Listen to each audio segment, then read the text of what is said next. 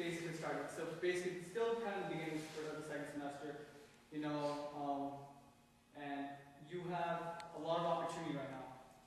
Because if you start strong, you have a very strong likelihood of finishing strong. Because let's say you're in a soccer game, right? You're playing against another team. If you're down like 5-0 and it's like 80 minutes, you're like, okay, I'm done, right? This is halas, done. But if it's like 4 or 5, you know, you're like, oh man, it's one more goal, right? To tie it up, it's one more goal. So it's really important to have a strong start. As I mentioned earlier before in one of my earlier talks, that you should have a dream. You should have a vision of where you want to go, where you want to be, and ask you all to maybe go out and have that vision in your head. And what happens usually after we do New Year's resolution, you know, that dream is it's in your hand, it's fresh, it's like, you know. And this year, December, it's going to be like, oh, I'm here, I'm living it, I'm there, I'm with my dream. But what happens, you know, February comes along, you know, it's almost the end of February, comes March, and it's like, it starts to fade. It's like, you know, I want to do it, but now I'm just like, I don't think I can do it. You know, it's getting a little bit too hard, you know, I don't think I can do this. This is why we have to consistently renew this dream.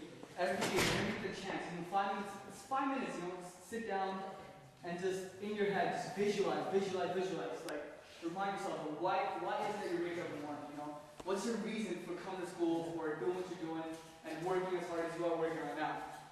Because in a book I read, it was saying how the mind can't see the difference between a memory and a well-imagined future. It treats both the same, right? So the mind cannot tell the difference between a memory and a well-imagined future. So if you can pre-live where you want to be, your mind will instinctively guide you towards opportunities that will lead you to that dream. Because as you know, like the history repeats itself, right? In our lives too, the past often, it repeats itself. If you don't have a vision, if you don't have something set in mind of where we want to go. So make sure that when you visualize your dream, where you want to go, what you want to do, you use as many senses as possible. Like, what does it look like? What does it like, smell like? You know, what does it taste like? What does it sound like? What does it feel like? You know, use every single sense when you're dreaming.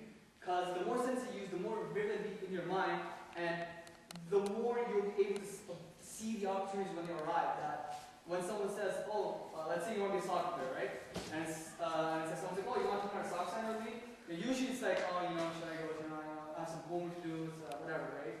But if you have that vision that, you know what, I want to be in FIFA, you know, I want to walk out in the country colors, like, represent my country, right? Then when you hear that, it'll sound more important. You're like, wait, this is soccer, right? Because every touch out on the ball, you know, it's more important, you know. Like, I'm learning more, so I should go. It's really important. It's my opportunity. I should go. Your mind will tell you that. But if you don't have that vision, it'll just be like, nah. So make sure when you're dreaming, you visualize as much as you can. So also, this is something that happened to me this morning. You know, it's kind of like I had my vision in my mind, but then I'm thinking, you know, it kind of feels overwhelming. There's so many aspects to it, so many things to do. It's like, where do I start? You know, what do I do first? What do I do in the morning? What do I do after school? You know, what should I do? Like should I go to the gym before? Should I go after? You know, it's all juggling in mind. And then I'm thinking, you know, like, and then I want to practice my song too. You know, I want to increase my knowledge. I want to pray better. And I'm thinking, what should I do? You know, how should I balance this out? And then I just asked myself, what would the prophet say? What would the prophet say? And then in my mind, just this instinctive answer came. The answer that I felt like I already knew. It said, like in my mind, it was, you make Allah your highest priority, and all else will fall into place. So when you feel overwhelmed with your dreams and everything, you gotta take a step back and remember the bigger picture. We're on this earth with one purpose, and that is to make Allah subhanahu wa ta'ala pleased with us so that we may enter Jannah for ourselves.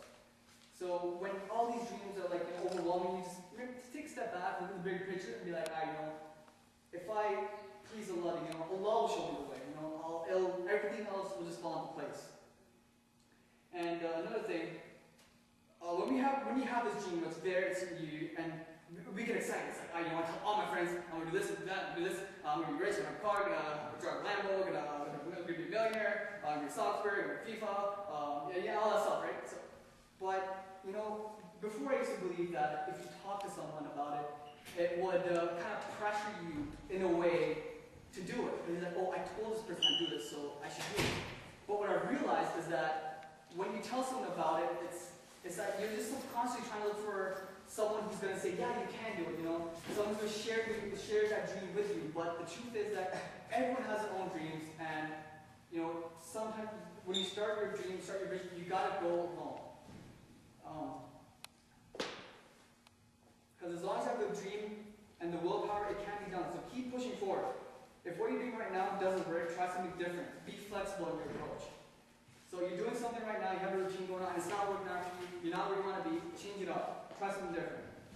And a big thing is that I've learned from reading a lot of books, read books, it's really good for you, is success, you know, success in this life and the hereafter. It's not just accomplishing things, it's also not doing things. You're deciding that, you know what, maybe I shouldn't hang out with these group of people, you know, like, you know, they're cool now, but it's just that, you know, they don't have that ambition, they don't have that drive, you know, they keep telling me I can't do it, keep making me have doubts, so maybe you should hang out with those people, maybe you should try to find something different, you should stretch your boundaries. And the hadith relating to this, that Prophet said, a good friend and a bad friend are like a perfume seller and a blacksmith. The perfume seller might give you some perfume as a gift, or you might buy some from him, or at least you might smell its fragrance. As for the blacksmith, he might singe your clothes, and at the very least you will breathe in the fumes of the furnace. And this is in Bukhari Muslim. So that's pretty important. I'll just say that again. A good friend and a bad friend are like a perfume seller and a blacksmith. The perfume seller might give you some perfume as a gift, or you might buy some from him, or at least you might smell its fragrance. As for the blacksmith, he might singe your clothes, and at the very least you will breathe in the fumes of the furnace. So just because you're around a group of people and, you know, they might have not related dreams, you know, they might be into drugs, might be doing this, might be doing that, and you're like, well, you know, I'm not doing that, you know, I'm with these guys, you know, because I want to try to help them, you know, it's not, it will still affect you, so you gotta be careful. Like, I'm not saying don't be friends with those kind of people, but it's just that they shouldn't be in your inner circle, you know, like your main group of friends, like the closest friends you have, they shouldn't be in there. So make sure the people you're gonna be around are gonna influence you, remember that. So a quick summary, review